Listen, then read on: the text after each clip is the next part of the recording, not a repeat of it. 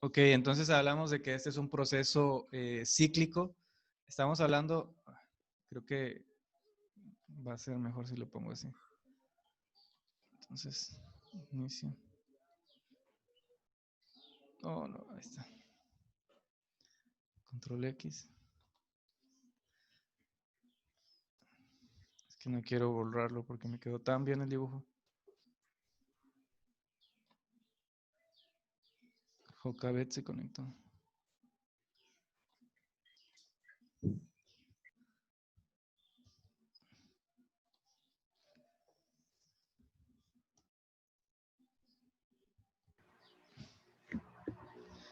Que se me había olvidado decirles que, bueno, ya saben, ¿no? De que si termina la sesión, que se vuelven a conectar con la misma.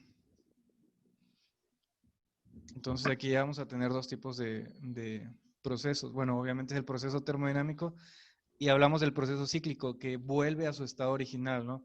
Podemos mencionar este tipo de proceso cuando hay algo o una propiedad que se está entrando al sistema. Puede ser calor, como habíamos visto en el ejemplo pasado de la clase pasada con la máquina termodinámica, con me parece que era uy, se me va, un reactor, donde una parte estaba entrando calor, pero no había pérdida de energía, digo, pérdida de materia. Simplemente, pues obviamente se estaba calentando y pasaba de un estado a otro. Se le aplica esta energía calorífica y quizás puede pasar de un estado líquido a estado gaseoso, pero con la misma puede regresar a estas mismas propiedades o a este mismo estado cuando concluya el proceso. Así es como lo vamos a ver, ¿no? ¿Alguna pregunta o duda hasta acá? ¿Cuáles van a ser las propiedades que se les van a aplicar a los... Bueno, aquí estamos viendo que esta gráfica siempre es... Cuando ustedes analizan una gráfica tiene que estar algo contra algo, ¿no? Por ejemplo, X contra Y, pues obviamente cuando se acerque más a algún lado, quiere decir que pues es donde está el origen, no sé. En este caso, pues podría ser la energía que es contra algo, por ejemplo, contra volumen o contra presión, contra masa inclusive, ¿no? Entonces, así es como va a estar analizado.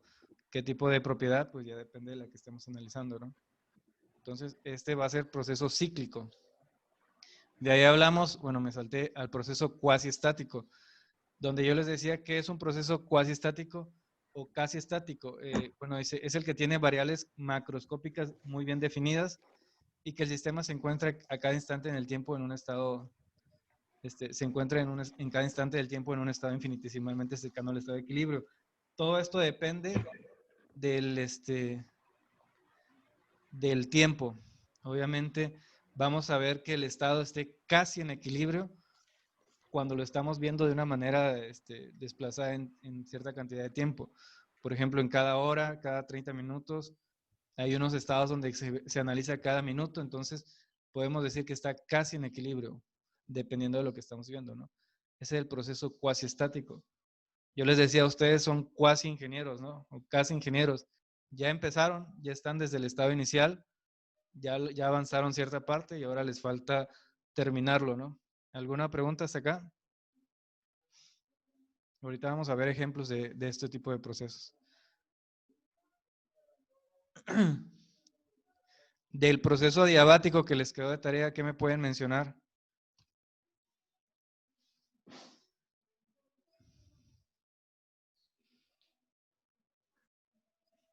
Se refiere a los elementos que impiden la transferencia de calor con el entorno. Por ejemplo, una pared con aislamiento se aproxima bastante a un límite adiabático. Exactamente, nos habla acerca de aislamiento casi, casi, ¿no? Y se lleva a cabo, perdón, se lleva cuando un sistema está completamente aislado y no hay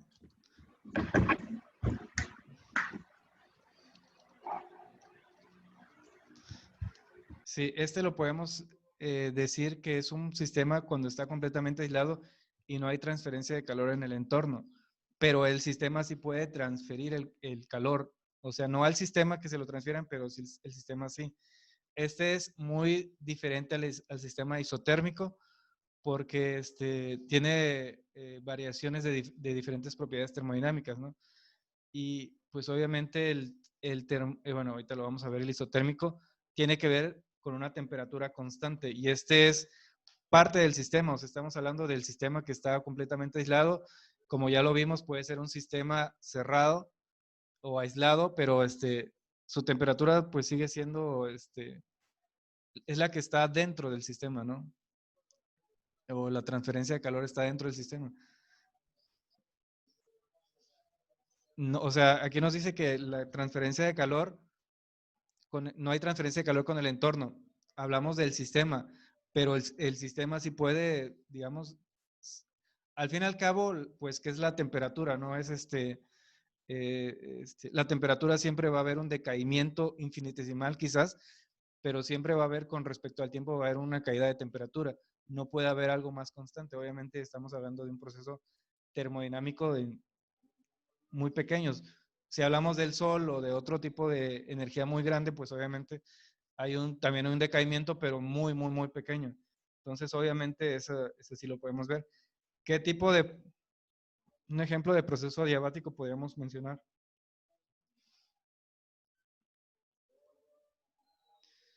Pues obviamente cuando estamos tomando café, ¿no? En nuestros termos, en los vasos térmicos, ¿no? Vemos que el sistema sí está aislado porque las paredes están muy alejadas, pero como les digo, siempre va a haber una pérdida de calor, o sea, no es que el calor en el sistema se permanezca, digamos que siempre haya así, ¿no? Va a haber una pérdida muy infinitesimal con respecto al tiempo, ¿no? Entonces, ese es el sistema adiabático. Y aquí vamos a ver los procesos isotérmicos. ¿Alguien que me diga acerca del isotérmico?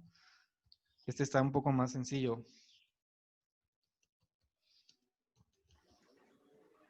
Es una transformación termodinámica a temperatura constante, es decir, una variación del estado de un sistema físico durante la cual la temperatura del sistema permanece constante. Los termostatos son dispositivos que pueden mantener un valor de temperatura constante.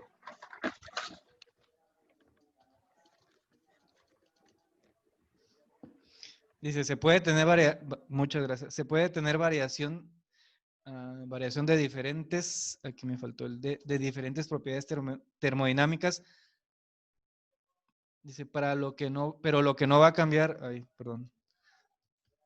Pero lo que no va a cambiar es la temperatura. Temperatura. O sea, aquí podemos ver que durante el proceso isotérmico, aquí está, puede que cambien las presiones, puede que cambien otro tipo de variables, por ejemplo, el volumen, pero lo que siempre se va a mantener constante va a ser la temperatura, no tiene que ver nada con respecto al entorno ni con lo que está respecto al sistema, ¿no? Entonces aquí podemos nosotros mencionar, a ver si lo podemos hacer isotérmico. Aquí está.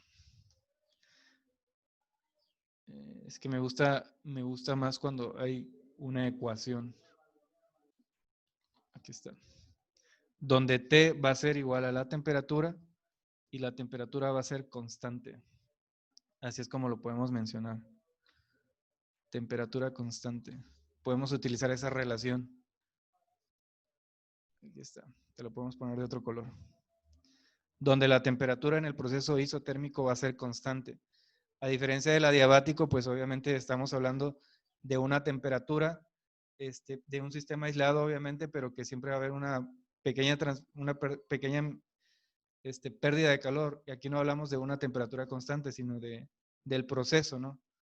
De que no hay de que está aislado, ¿no? Y en el isotérmico siempre vamos a hablar de una temperatura, constante. Y bueno, de aquí también vamos a ver el proceso isobárico.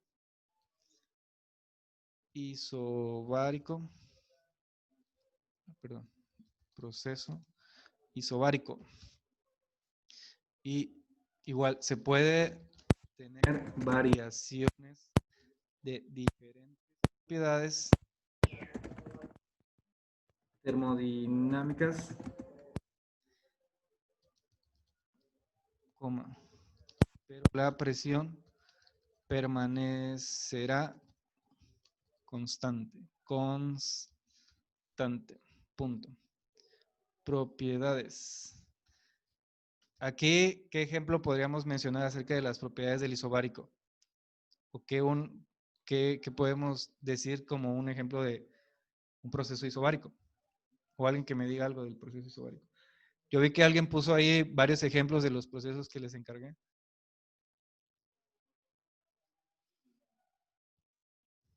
Hablamos de algo que tiene variaciones en las diferentes propiedades termodinámicas, pero la presión permanecerá constante. Vamos a poner el siguiente.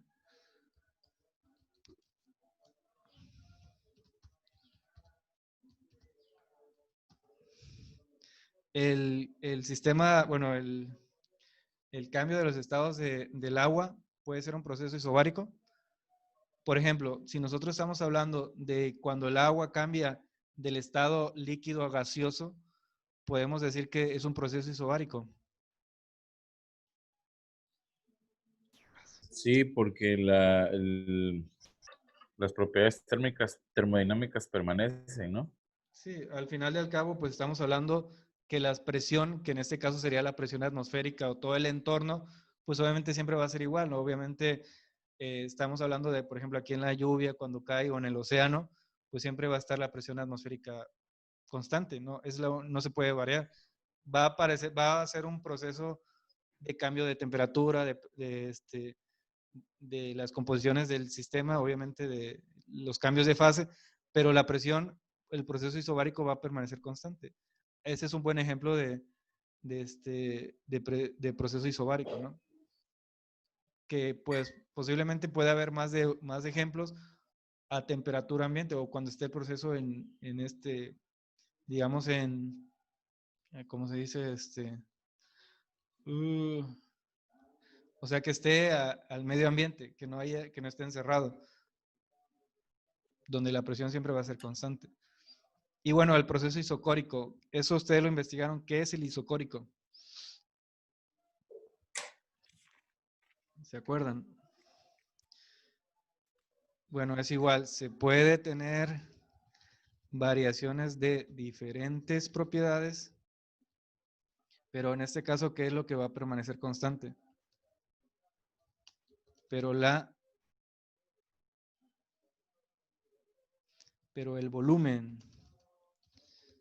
volumen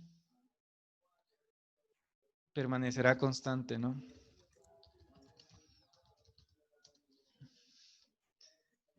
Estamos hablando de cada uno de estos procesos depende de unas propiedades, ¿no?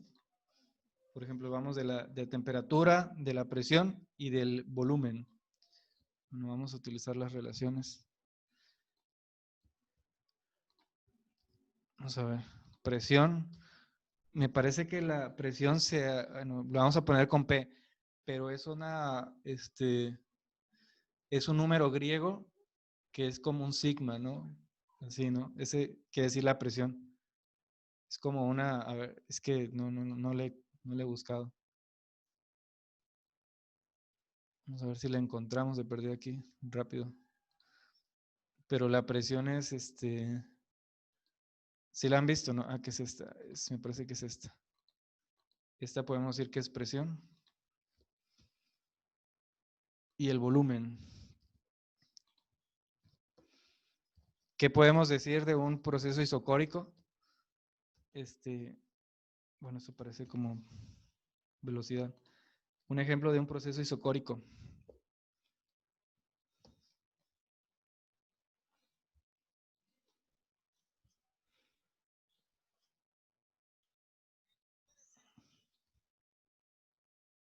Podría ser cuando se calienta una piedra.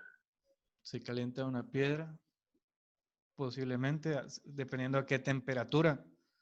Bueno, ya saben que Una piedra o una roca. una roca, sí, pero sí, sí, sí. puede cambiar sus composiciones. Por ejemplo, el magma que está en el interior de la Tierra, obviamente el magma tiene ciertas propiedades, pero por la cantidad de presión y temperatura cambian sus propiedades. Yo puedo también darles un ejemplo de un proceso isocórico, pues es lo más sencillo, una olla de presión. El sistema está aislado, la presión va a ser constante, ¿no? El volumen no va a cambiar ni va a disminuir el volumen durante el proceso. Por ejemplo, todo va a estar aislado, no va a haber pérdida de volumen, quizás el agua se va a transformar a gas, pero hoy va a quedar dentro, ¿no? Todo lo que está dentro del sistema de la olla express va a permanecer constante, hablando del volumen, ¿no? Entonces, ese también es un ejemplo de un proceso isocórico. ¿Alguna pregunta, duda, comentario hasta acá? Ahí vamos. Yo tengo duda, Inge, porque Dígalo. pues yo hice la tarea, pero en mis definiciones de isóbaro creo que fue más apegado a la química, porque pues tengo ahora sí que tengo otros datos, dijeran por ahí. Ok, a ver. Por ejemplo, en isóbaro, ¿no? Las definiciones. Encontré que la etimología del término isóbaro proviene de los vocablos griegos iso, que es igual, y baros, peso, lo cual alude a la igualdad de peso entre ambas especies nucleares. Los isóbaros son aquellos átomos que tienen el mismo número de masa, Dale. aunque distinto número atómico. Ok. Sí, pues ¿qué es la presión? Pues es la unidad es algo que está presionando algo, ¿no? Y cómo se mide con el peso, ¿no? Algunos es newton, nosotros son kilogramos fuerza. Entonces, sí tiene relación. Creo que usted lo está analizando, obviamente, química, pero Ujú. una forma más como atómica, no sé cómo decirlo, ¿no? Está hablando de su Ajá. composición atómica. Sí, en este sentido, pues es como que más termodinámico lo que estamos viendo de un sistema macroscópico, ¿no? Aquí damos ejemplos más pues del medio ambiente, ¿no? De la temperatura que hay, ahorita que está lloviendo mucho, cómo están presentando esos cambios, ¿no? Esos procesos. Está muy bien lo que usted hizo, solamente que era más general, digamos, más en la cuestión termodinámica, ¿no? Ah, ok. Esa era mi duda nada más, Al pero ok. final, al final de cuentas, pues la presión es eso, ¿no? Como ustedes saben, se puede medir en otros tipos de parámetros, pero es algo que está sobre algo, ¿no? Por ejemplo, la presión atmosférica, pues es la columna de aire que es una columna de aire imaginaria, obviamente, que está arriba de nosotros, ¿no? Es como si tuviéramos un tubo así gigante toda esa columna que está arriba de nosotros es la presión que ejerce sobre nosotros. Entonces, Igual tengo otro concepto a ver, diga. que dice, son aquellos, son aquellas especies atómicas que poseen igual masa, pero que provienen de elementos distintos. Igual masa, pero que provienen de medios distintos. Sí. Ala, ese Sí, está cool. ese es un concepto, bueno, busqué varios conceptos de isóbaro, porque igual tengo el de Jesús, que dice que proviene del vocablo griego y El todo de, eso. el de Jesús, Ah, no, Jesús, nuestro compañero, ¿no? Ah, sí, Sí, sí, perdón. también tengo ese y tengo otro que es este. Sí, bueno, yo les sugerí que buscaran más en libros termodinámicos, ¿no? Está bien las definiciones, pero era más cercana o más cercanos a la física estadística. Ustedes me están hablando más a la química, digamos, ¿no? Entonces, sí, son como más cuestiones químicas, como lo dijo Jesús. Entonces, está bien, no se preocupe, solamente como que lo completa con lo que estamos viendo hoy día, Sí. con la temperatura, la presión y el volumen. Entonces, ¿qué podemos decir? Pues otros ejemplos. ¿Alguien me puede decir un proceso isotérmico? ¿Un ejemplo?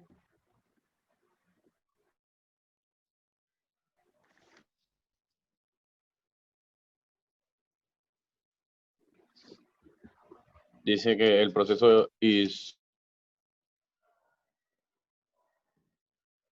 isocórico, Ah, bueno, me aquí imagino es que es el de, ajá, isocórico, un proceso líquido, es suficiente calentar, enfriar una sustancia en un recipiente que no cambia su volumen. el proceso, perdón, isocórico. Perdón, perdón, perdón, perdón. Isocórico. Perdón, aquí. el proceso isocórico. Ok, cuando se calienta Sí. el agua. Sí, sí, sí, está muy bien. Hay en ingeniería química, pues obviamente dependiendo de los reactores o del proceso que vayan a ocupar los reactores, pues obviamente va a necesitar vamos a analizar este tipo de procesos térmicos. Por ejemplo, para que pase de un estado a otro, de una fase a otro, se le aplican catalizadores. ¿Qué es un catalizador en ingeniería química o en química? Ustedes que me están hablando de libros de química. ¿Alguien que tenga una definición de un catalizador? ¿Sí lo vieron? ¿Ya vieron ingeniería química? ¿Ya vieron química No. en sus materias? Bueno, un catalizador es, digamos que un objeto o una sustancia que se le aplica algo para que, bueno, haz de cuenta que tenemos un proceso, ¿no? Que va a ser en un determinado tiempo. Por ejemplo, del estado inicial al estado final se necesitan 24 horas. O sea, para que todo este proceso sea normal, digamos. Cuando se le aplica un catalizador a algo, a una sustancia, es para como que agilice más esa sustancia. Entonces el catalizador va a hacer que el proceso que se hace en 24 horas quizás se haga en 6 horas. Es como un acelerante, digamos, ¿no? Hay muchas definiciones, ¿no? En cuanto a química, en cuanto a termodinámica sobre los catalizadores. En específico es como que algo que trata de hacer todo el proceso un poco más rápido, ¿no? Que evita muchos impedimentos, ¿no? Que hacen que el proceso que dure un poco más, ¿no? Lento. Ajá, que sea más lento. Es como si tuviéramos una montaña y nosotros vamos a subirla, el catalizador lo que hace es perforar la montaña y pasar en línea recta, ¿no? Como que abre todo ese camino, ¿no? Toda esa pendiente. Entonces, Yo dígame. conozco un catalizador, bueno, hablando de química y de líquidos, en la Comex Ok, utilizan un catalizador que igual, bueno, venden la resina, le llaman resina Comex, y exactamente. para que no tarde el proceso en durar y todo ese rollo, le adhieres ese catalizador. Si el Exactamente, proceso te duraba 4 horas, quizás en 40 minutos ya está listo tu proceso de secado. exactamente, dependiendo de eso. Hay muchos tipos de catalizadores. Les decía en ingeniería química. En ingeniería petrolera también hay uno que se utiliza para el fluido de perforación. Me parece que lo vamos a ver en este bloque que les voy a dar, geología de yacimientos. No, creo que sí es de yacimientos. No, entonces no, le voy a dar en otro. Pero es acerca como lo dice, ¿no? De lo que se hace en un tiempo determinado que sea más corto, ¿no? Pues obviamente estamos hablando de ingeniería, donde tenemos que dar Creo resultados. que esos catalizadores se lo echan al momento de cementar, ¿no? Ajá, bueno, le estoy hablando de este catalizador que se llama bentonita. No sé si ya lo han escuchado. Ah, sí. Se le echa al fluido de perforación. También se le puede echar de bentonita un polímero, que es me parece que es ARM60. Bueno, dependiendo. Lo que hace es que el agua que está en el fluido de perforación, obviamente que esté constante, lo que se hace es que haga un poco más viscoso el fluido para que haya un buen enjarre en el pozo. O sea que las paredes del pozo estén como que enlodadas para que no se caigan y se pueda seguir trabajando, ¿no? Y también otra de las ventajas de la bentonita es que va a mantener las piezas frescas, digamos, las va a mantener a una temperatura. Probablemente el enjarre, la viscosidad en la máquina de perforación o en las herramientas de perforación va a evitar que haya ese desgaste, ¿no? Ese roce, esa fricción por estar obviamente perforando, pues la va a mantener, digamos, ¿cómo le dicen? Frescas, ¿no? Lubricada. Lubricadas o que no tengan ese desgaste, ¿no? Entonces, ahí es otro tipo de catalizador, la bentonita. Aparte de que tiene otras ventajas, ¿no? Por ejemplo, les decía el enjarre, que va a mantener las piezas a presión, y pues la viscosidad que la va a mantener constante para que todo todo lo que se esté perforando, todo el desecho, pues pueda salir, ¿no? Haga como una turbina donde están perforando y salga. Los recortes. El recorte, Ok. exactamente, se me olvidó el recorte. Sí, ya saben, ¿no? ¿Sabes dónde se tira el recorte? En las temblorinas. En la temblorina. No, pues eso se tira para otro lado, donde caiga. Ah, Pero es muy bueno, sí, viscoso. O sea, sí, les digo, es, al fin y al cabo, la bentonita pues simplemente es arcilla. Arcilla, deshidratada. O sea, es el barro que encontramos en la terracería o algo así.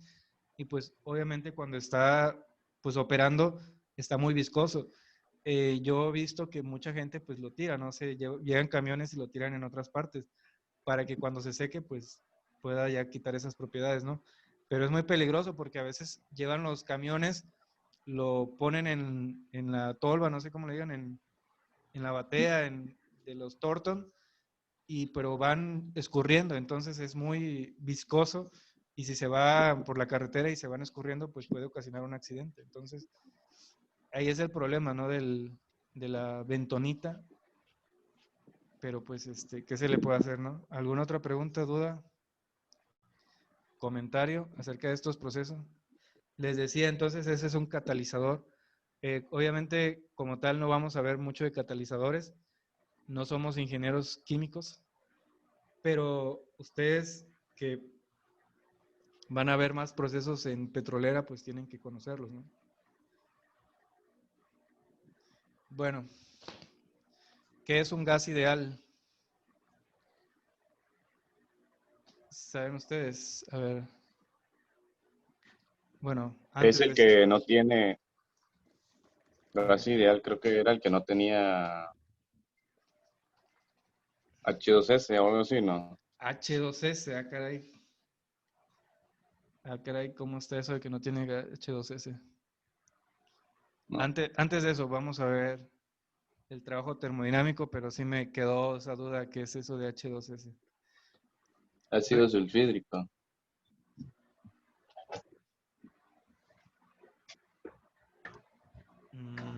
No necesariamente. Hablamos en termodinámica, bueno, en la escuela siempre vamos a hablar acerca de procesos ideales, por ejemplo, de todo lo que está pasando en la carrera, o sea, en ingeniería petrolera, como si no hubiera un accidente, como si todo estuviera trabajando bien. Así le decimos como el trabajo ideal, ¿no? O la tarea ideal, en la carrera siempre lo idealizamos, o sea, como que eh, todo lo que hacemos cuando no vaya a ocurrir ningún problema. En este caso, pues un gas ideal, pues obviamente que no tenga, o sea, que sea, todas sus propiedades sean constantes, no sé cómo decirlo, que sea autosuficiente, que no tenga problemas con los otros tipos de propiedades, pero en este sentido, pues vamos a ver otras cosas, ¿no? Bueno, el trabajo termodinámico, ¿no? Cuando se puede. Ok, dice, es una transferencia. Punto. La cantidad de energía transferida de un sistema a otro mediante una fuerza cuando se produce un desplazamiento. ¿Qué se está desplazando? Pues obviamente estamos hablando de las partículas, ¿no? Transferencia. Dios, transferencia. Desplazamiento. Es una transferencia de energía Dice, de la frontera. ¿Cuánto queda? No, todavía falta. De la frontera de un sistema asociado a un cambio en las variables macroscópicas. Ahí está. Este es el trabajo termodinámico. Esta es otra de las definiciones. Aquí que vamos a ver.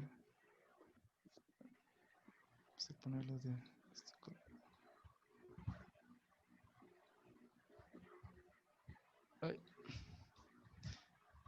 Dice, es una transferencia de energía a través de la frontera de un sistema asociado a un cambio en las variables macroscópicas. Entonces, pues es todo lo que va a ocurrir, ¿no? El trabajo, la transferencia, es cuando, pues obviamente es un principio de la termodinámica, ¿no? Si algo tiene una energía, pues la energía se puede transferir en trabajo, ¿no? En este caso va a ser un trabajo termodinámico. Quedan 10 minutos de un sistema a otro mediante cuando un proceso sin desplazamiento. Como les dije, estamos hablando de una partícula.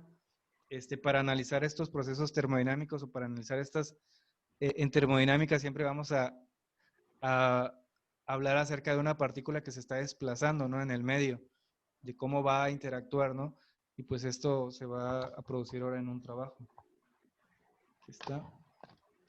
Entonces, ese es trabajo. Otra definición es capacidad calorífica.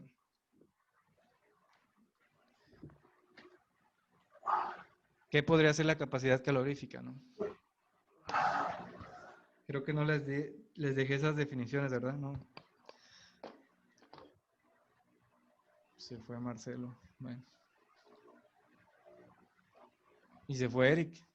Este muchacho se va muy seguido. Bueno, hablamos de una transferencia de energía a un trabajo, pero también de qué es lo que necesita para que se produzca esto, ¿no? Entonces hablamos de capacidad calorífica a la cantidad de calor necesario para poder cambiar la temperatura de un sistema y que pueda seguir haciendo otro proceso. Por ejemplo, la capacidad calorífica que tiene el agua para cambiar de un estado a otro, pues eso podemos hablar, ¿no? Lo que necesita. A ver, creo que me está... Ok, no hay coordinación. Entonces la capacidad calorífica es el calor necesario para poder cambiar la temperatura de un sistema. Y en ese sentido vamos a hablar acerca de la primera ley de la termodinámica. Me estoy yendo muy rápido porque me doy cuenta que ya tenemos el tiempo encima. La siguiente clase ya es la última y no hemos visto ejercicios ni cosas así, entonces está medio canijo esto de los bloques, pero pues no hay problema, hay que seguir. Primera ley de la termodinámica.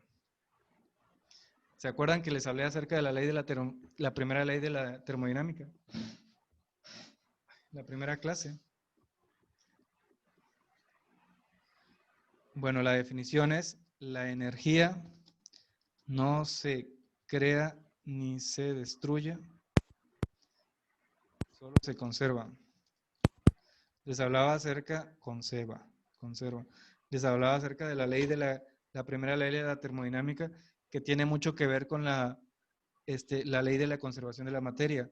No, nosotros no podemos crear energía o hacer algo de la nada, ¿no? Es algo ilógico.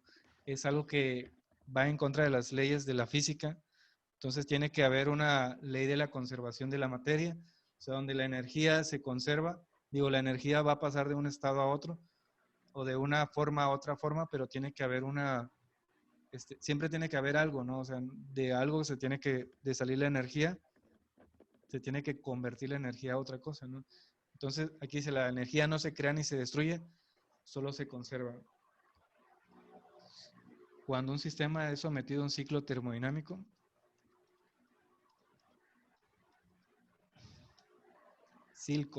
perfecto, ciclo termodinámico,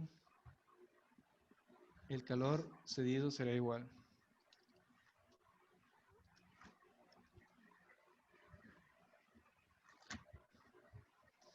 Al trabajo recibido por el mismo y viceversa.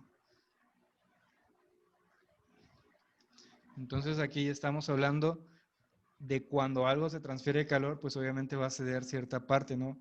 Y si esa parte es, digamos que se convierte el calor en la otra, pues es como un ciclo, ¿no? Entonces no hay una pérdida de materia. Entonces aquí dice, el calor cedido será igual al trabajo recibido por el mismo y viceversa. La materia se va a convertir en trabajo o en energía, y la energía va a ser, o el calor va a ser, o sea, siempre, si va a haber transferencia de energía siempre va a ser proporcional a lo que está recibiendo y a lo que está cediendo. ¿Sí me doy a entender, más o menos? Más o menos, profe.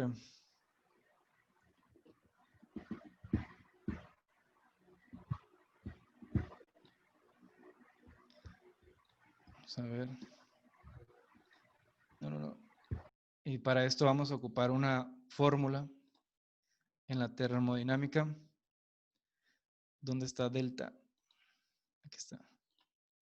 Delta de U es igual a Q más W. Esta sería la fórmula, digamos que principal de la termodinámica, que va de la primera ley de la termodinámica, que va a describir este proceso, donde delta de U es igual a Q más W, y donde la energía del sistema, que va a ser delta de U, va a ser una sumatoria, ¿no?, entre la cantidad de calor aportado al sistema y el trabajo realizado por el sistema. O sea, siempre va a haber esta relación. Vamos a ponerle los parámetros para que también nos quede muy claro. No. Entonces, U es igual a energía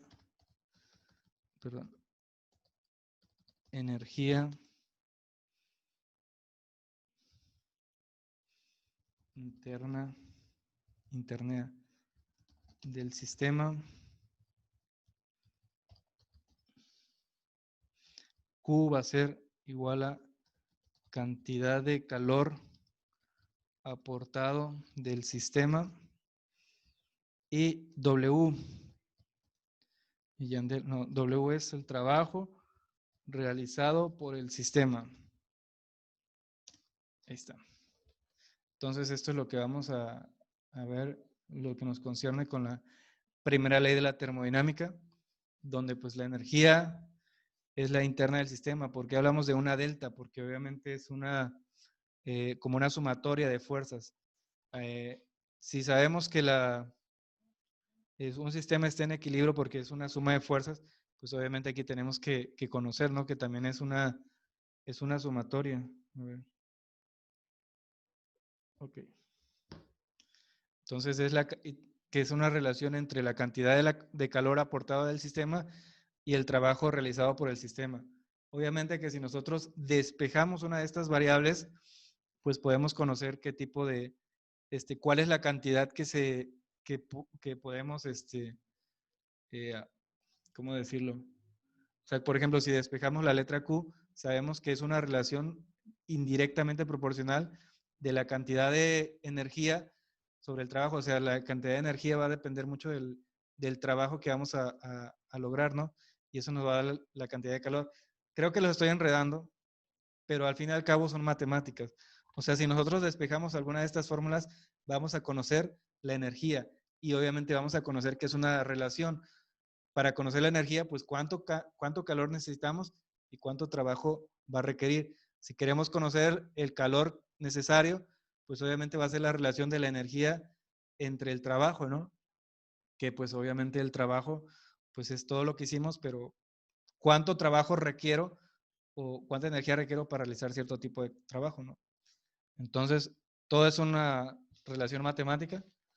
¿Alguna pregunta, duda, comentario, sugerencia? Más o menos. Todo bien.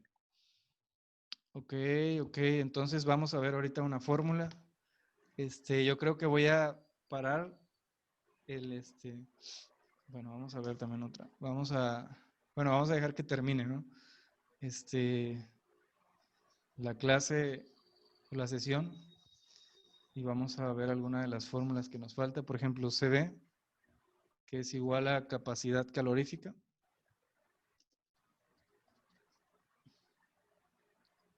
A volumen constante, ¿no?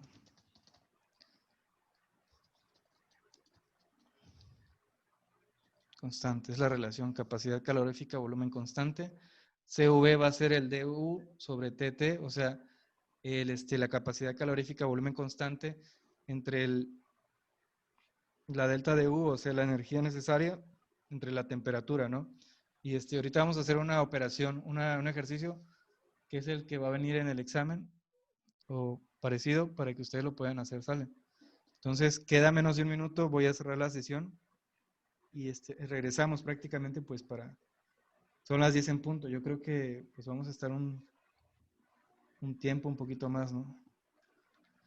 Para terminar como 10 minutos antes, porque yo tengo todas las clases seguidas, entonces pues para que me dé de perdido un break.